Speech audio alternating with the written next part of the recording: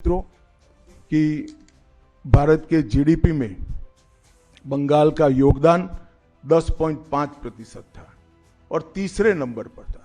GDP में योगदान की दृष्टि से हमारा बंगाल तीसरे नंबर पर था। तीसरे नंबर पर से सरककर ये 49 साल में वो 22वें नंबर पर आ गए। अब नीचे कोई जगह ही नहीं बची। बंगाल का इतना आर्थिक पतन कभी नहीं हुआ है। ये कम्युनिस्टों के शासन के पहले, तृणमूल के शासन के पहले प्रति व्यक्ति बंगाल की आय राष्ट्रीय औसत से 127% ज्यादा थी। 127%। देश में नागरिक 100 रुपया कमाता था तो बंगाल में 127 रुपया कमाता था। आज देश का नागरिक 100 रुपया कमाता है तो बंगाल का नागरिक 73 रुपया कमाता है। ममता जी, आपको इसको जवाब देना पड़ेगा। हर प्रकार के उद्योग की शुरुआत एक जमाने में इस सुजलाम सुफलाम भूमि से हुआ था और इसी के आधार पर सोनार बांग्ला की परिकल्पना की जाती थी। वो बंगाल में आज भ्रष्टाचार। हमारे देश में जब चुनाव होते हैं तो उस दौरान राजनीतिक पार्टियां जीत दर्ज करने के लिए तमाम तरीके के जोर आजमाइश हथकंडे अपनाती हैं कि किसी भी तरीके से चुनाव को जीता जाए।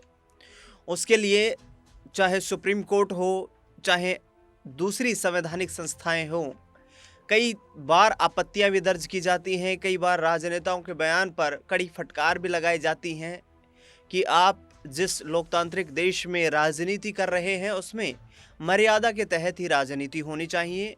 अपने राजनीतिक भाषणों में आप किसी भी धर्म, समुदाय, संप्रदाय की भावनाओं को आहत नहीं कर सकते। किसी धर्म विशेष की राजनीति के भाषण नहीं दे सकते। किसी धर्म विशेष की राजनीति को लेकर लोगों में आप अपनी बयानबाजी नहीं कर सकते हैं। लेकिन राजनेता लोकतंत्र को हाथ में लेकर, तमाम कानून व्यवस्था को हाथ में लेकर चलते हैं। खुले तौर पर, खुले मंच से हर तरीके की भाषणबाजी होती है, आरोप प्रत्यारोप होते हैं। दरअसल 2026 में पश्चिम बंगाल में विधानसभा के चुनाव होने वाले हैं और इन विधानसभा चुनाव को लेकर प्रमुख दो राजनीतिक बड़े दल, पश्चिम बंगाल की स्थानीय क्षेत्रीय पार्टी तृणमूल कांग्रेस और प्रमुख विपक्षी दल भारतीय जनता पार्टी, एक दूसरे के आमने सामने हैं। आमने सामने की इस लड़ाई में केंद्रीय गृह मंत्री अमित शाह ने मोर्चा बीजेपी की तरफ से संभाल लिया है और केंद्रीय गृह मंत्री अमित शाह सीधे तौर पर यह कहते हुए नजर आ रहे हैं कि बंगाल में हिंदू सुरक्षित नहीं है। हिंदुओं का विश्वास ममता बनर्जी सरकार से उठ चुका है। दूसरी ओर अपने वक्तव्य में उन्होंने यहाँ पर ममता बनर्जी और इससे पहले वाम दलों की सरकार से पहले के बंगाल का जिक्र कर दिया, जिसमें उन्होंने सीधे तौर पर यह कहा कि सीपीआई वाम दलों की जो सरकारें थी, तृणमूल कांग्रेस की जो सरकार है, उससे बेहतर कार्यकाल उससे पहले की सरकारों कर रहा था। तो क्या कांग्रेस पार्टी की यहाँ तारीफ कर गए हैं केंद्रीय गृह मंत्री अमित शाह?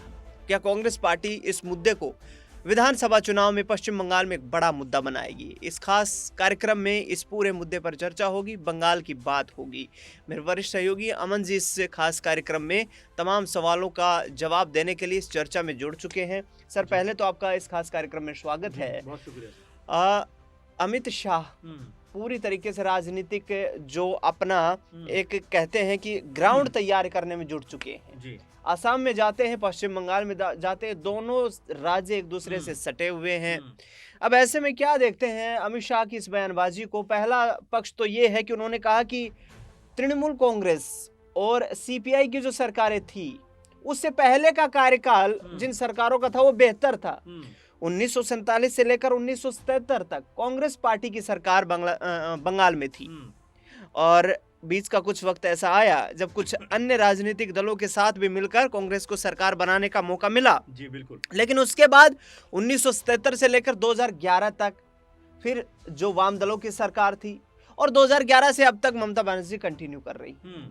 अमित शाह की इस बयानबाजी को कैसे देखते हैं? देखिए दिनेश जी, बिल्कुल कहते हैं कि जब चुनाव आता है तो जो सरगर्मियां हैं वो हम्म। कहीं ना कहीं बनती हुई दिखाई पड़ती हैं। अमित शाह चूंकि बड़े नेता हैं, बड़े राजनेता हैं, साथ में रणनीति के मामले में कहा जाता है कि बीजेपी के वो चाणक्य हैं दिनेश जी। और आपने अमूमन देखा होगा कि जहां बीजेपी को अपनी राह तलाशने में मुश्किल होती है, वहां पर अमित शाह जो गृह मंत्री हैं, बीजेपी के बड़े लीडर हैं, वो उस रास्ते को आसान करते हुए नजर आते हैं। एक बात, दूसरी बात ये भी देखिए कि जिस तरह की बात अमित शाह यहाँ पर कहते हुए दिखाई पड़ रहे हैं, और आपने बिल्कुल सही कहा कि आखिर क्या अब बीजेपी के भी ऐसे दिन आ गए हैं कि वो कांग्रेस पार्टी की तारीफ करके अपने लिए एक माहौल बनाए? तो बिल्कुल इसमें कोई दो राय की बात नहीं, क्योंकि पश्चिम बंगाल में देखा जाए तो बीजेपी के लिए सत्ता में अपने आप को लेकर आना एक चुनौतीपूर्ण कार्य रहा है। आप देखेंगे लगातार 3 बार से ममता बनर्जी सरकार में है, और जब पिछला चुनाव हुआ था, मुझे ठीक ठीक याद है, बीजेपी ने कहा था कि भाई हम ममता बनर्जी या उनकी सरकार को उखाड़ देंगे, हटा देंगे सत्ता से। लेकिन दिनेश, जब रिजल्ट सामने आते हैं तो भले ही ममता बनर्जी चुनाव में हार गए, लेकिन उनकी पार्टी ने 200 से भी ज्यादा सीटें वहां पर हासिल की,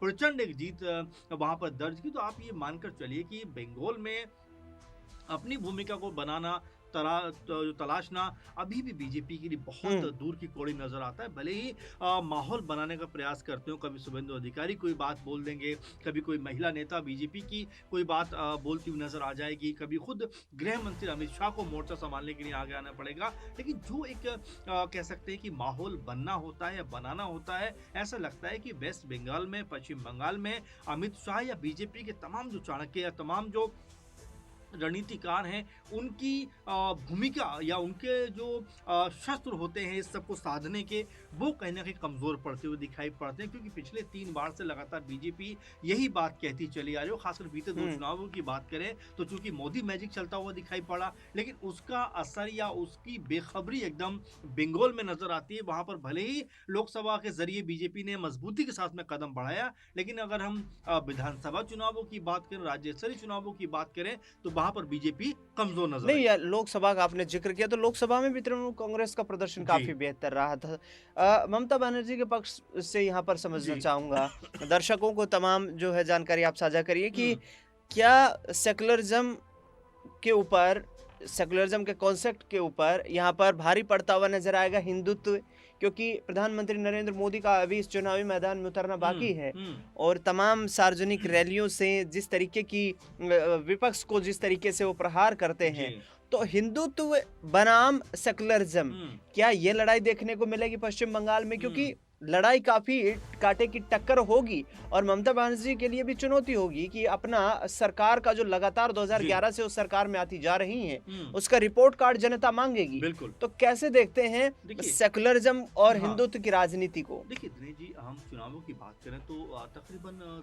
3 से 4 महीने के अंदर में चुनाव बंगाल में हो जाएगी। हाँ, अब मार्च अप्रैल में बन जाएगी। ऐसे में अब रणनीति बनाने का वक्त आ गया। और देखिए, हिंदू मुस्लिम के जरिए, या हम ये कह दें कि भाई जो सेकुलरिज्म की बात कर लें या हिंदुत्व की राजनीति की बात कर लें, देखिए अब वो वक्त आ गया है जहां पर बीजेपी को भी अभी तय करना पड़ेगा। क्योंकि आपने देखा कि उत्तर प्रदेश चुनाव की हम बात करें या फिर हम लोकसभा चुनावों की बात करें, कि जिस राम मंदिर के सहारे बीजेपी पूरे देश में कहती घूम रही थी कि भाई हम 400 के पार जाने वाले दिनेश जी, और बड़े प्रचंड तरीके से जोर शोर से कहेंगे कि वहां पर जो है चुनाव प्रचार भी किया गया और दावे किए गए कि 400 पार हमें जाना ही है। लेकिन जब रिजल्ट सामने आया तो क्या पता चलता है कि बीजेपी जो 303 पर थी वो 240 पे आ गई। तो अब आपको ये समझने वाली बात है कि देखिए, आप धर्म जाति का मुद्दा बहुत समय तक लेकर आगे नहीं बढ़ सकते। हालांकि पीएम मोदी को लेकर एक अलग तरह की लोकप्रियता, एक अलग तरह का माहौल भी दिखाई पड़ता है, लेकिन उन सब के बावजूद भी आप देखिए, जिस जगह से कह सकते हैं कि आपने हिंदुत्व का जो झंडा था बुलंद किया, वहीं पे आपको अयोध्या में हार मिल जाती है, फैजाबाद सीट आप हार जाते हो, और ये पूरे देश के अंदर मैसेज जाता है कि देखिए, अब आपको जो है उन मुद्दों को टारगेट करना पड़ेगा जो युवाओं को प्रभावित करते हैं, और बाकी में करना भी चाहिए। और वेस्ट बंगाल में चूंकि एक अलग तरह की राजनीति होती है, ऐसे में सिर्फ हिंदू मुस्लिम करके आप चीज़ों को कह सकते हैं अपने पक्ष में नहीं कर सकते। और ये काम बीजेपी ने पिछले 4, 5, 6, 7 सालों से किया, लेकिन फिर भी बंगाल के अंदर बीजेपी के लिए वो माहौल तैयार नहीं हो पाया दिनेश जी। ऐसे में अब अमित शाह जो गृह मंत्री हैं, और जिस तरह की बात वो कह रहे हैं कि जो 77 से पहले काम हो रखा है बंगाल के अंदर वो ही बेहतर था, उसके बाद चाहे जो है वाम दल की सरकार रही हो या टीएमसी की सरकार रही हो, ऐसा काम होता हुआ दिखाई नहीं पड़ा। तो गाहे बगाहे वो भी कह सकते हैं कांग्रेस पार्टी की तारीफ करते हुए दिखाई पड़ रहे हैं। तो क्या वो ये कहना चाहते हैं कि भाई बंगाल में कांग्रेस पार्टी की सरकार होना चाहिए? तो ये कई मायने इसके निकलते हुए नजर आएंगे, लेकिन खुद गृह मंत्री के मुंह से कांग्रेस की तारीफ भले ही वो कह सकते हैं अप्रत्यक्ष रूप से रही हो, लेकिन होना अपने आप में बड़ी बात है। बिल्कुल लाजमी है ये बयानबाजी होना गृह मंत्री अमित शाह की तरफ से। आगे देखना दिलचस्प ये रहेगा कि भारतीय जनता पार्टी के नेताओं की क्या इस बयानबाजी पर कोई राय प्रतिक्रिया सामने आती है और कांग्रेस पार्टी किस तरीके से गृह मंत्री अमित शाह के इस वक्तव्य को पश्चिम बंगाल और देश भर में भुना पाती है। इस खास कार्यक्रम में फिलहाल इतना ही।